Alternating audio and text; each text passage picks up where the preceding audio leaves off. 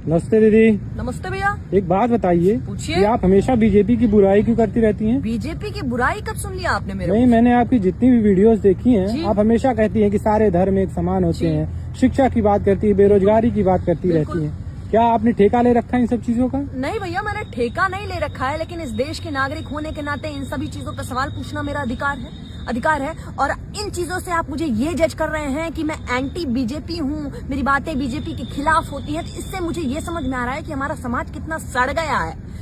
इस समाज से बू आ रही है मुझे। ना ही मैं बीजेपी के साथ हूँ, ना ही मैं कांग्रेस के साथ हूँ, ना ही मैं सपा के साथ हूँ, ना ही मैं बसपा के साथ हूँ, और ना ही मैं आम आदमी के पार्टी के साथ हूँ, क्योंकि मुझे ये बात पता है कि ये जो पार्टियां हैं ये हमारे देश के लिए बनाई गई हैं, ये हम सब नागरिकों के लिए बनाई गई हैं कि हमारे देश को आगे बढ़ा सके, ना कि देश इन पार्टियों को आगे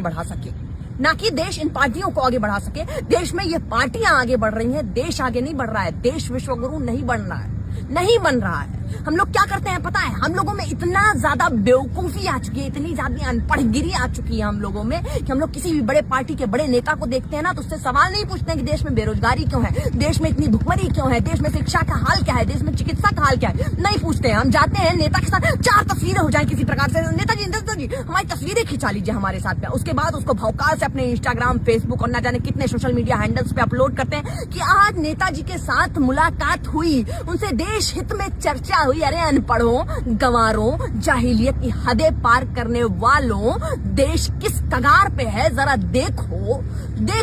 और तुम लोग सवाल पूछने वाले को anti BJP, anti Congress, anti SP BSP कर रहे हो। यही देश का काम कर रहे हो तुम लोग, जाहिल कहीं के, अनपढ़ कहीं के।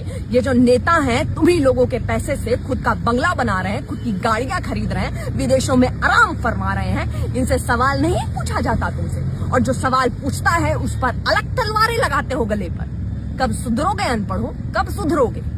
नहीं सुधर पाओगे तुम लोग। पता है क्यों? क्योंकि तुम लोगों में जाहिलियत इतनी भर दी गई है कि वो कभी निकलेगी नहीं।